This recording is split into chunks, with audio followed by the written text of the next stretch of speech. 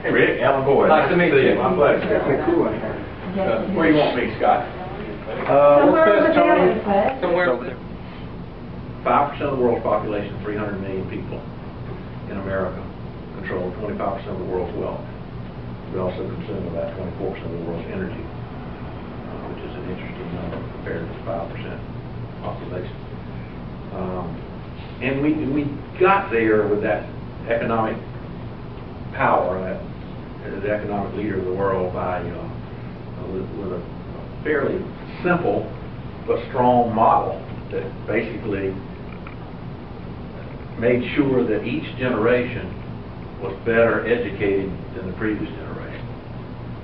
And that's something that throughout the history, 232-year history of this nation, that our parents, grandparents, and all other forefathers have made sure of. You add that to an economic model, which is probably the best free market model in the world, maybe in the history of the world, and you do have a great and powerful country. That model assumes that the community does certain things: security, transportation, education. We get more and more people, environmental protection. Certainly in Bay County, you understand that issue.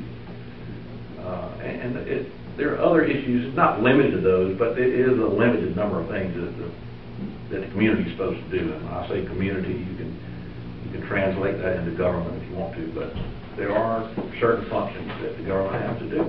The government needs to do those things, needs to do them well, and they'd be willing to pay for them. What concerns me about where we are now is over the last few years, for the last 8 years, that we have been led to believe that we can have everything we want. We can have all the student loans we want. We can have all the Medicare and Social Security we want. We can have all the web GI benefits bill we want. We can go to fight whatever wars we want to go fight, and we don't have to pay for it. We'll go borrow the money someplace, and that concerns me. I've been telling people I think Washington is devoid of leadership, and it concerns me. I worry about the next generation. My wife and I had, for the first time since she was born, we had our 3-year-old granddaughter come visit with us, and just left this weekend. She was here for about 4 days. That's all our daughter would let us keep her.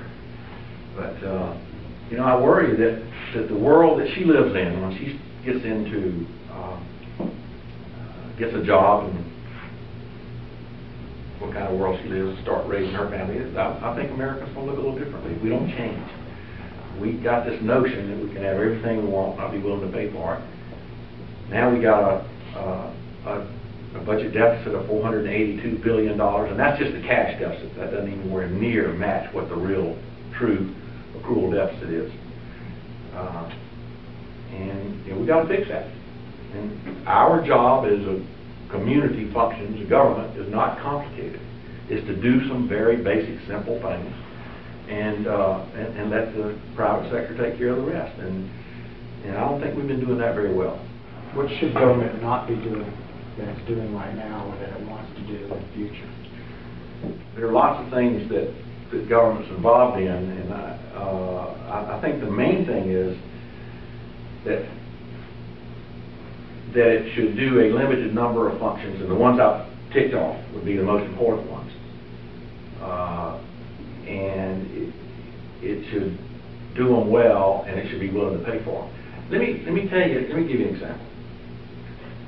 In 2001, when this administration took office, we had worked really hard in the 90s to reduce spending. Yeah. Congress and the previous president don't get much credit for it, but that's what had happened. In fact, the numbers speak for themselves. And we had worked really hard to try to stop deficit spending, and we had done that. And in 2001, spending as a percentage of GDP 18%. Revenue collected by the government as a percentage of GDP was 18%. That's a good average number that if you look over the history of this nation, that it probably takes to do what you have to do, that is to do the community functions. What's happened since then? Now, you know what spending is now as a percentage of GDP? It's 20.5%, 2.5% of the gross domestic product. By the way, the gross domestic product's about, what, 14, 15 trillion a year? So you do additional 2% of that, you know, that's a lot of money. And in the meantime, revenues have been cut to about 17. So you get this 3% gap that we go to the capital markets to borrow, to operate our government. And that has, in the last few years, has mostly fallen on the backs of the Chinese government. And that's great as long as they'll do it, but you and I both know that they won't do that forever when they figure out we might have difficulty paying it back. So those are the kinds of things. And you know, Scott, the list of things that we're involved in is pretty deep. Somebody asked a question today when I was at Rotary about where they thought the areas that were the most difficult problem in terms of the budget. And I think two things. When I came in, well, in about 2001, we were spending about $375 billion on our military, and today it's about 750, so it's double. I think that's one area, and the other area is healthcare. On the healthcare side, that continues to be a problem. Medicare and the other entitlement programs we have to be dealt with. And we had a great chance to deal with those in 2001 and we passed on. And now we find ourselves in this deep, deep fiscal hole. So the real answer to your question, Scott, is the first thing you have to do is you can't spend more than you're willing to take in, period. Whatever it is, you know?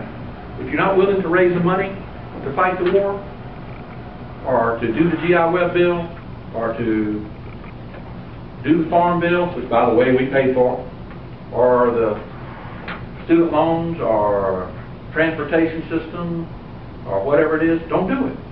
I mean, that's a simple concept. It's one that you guys live by here at the Panama City News Herald, and most of your readers do too.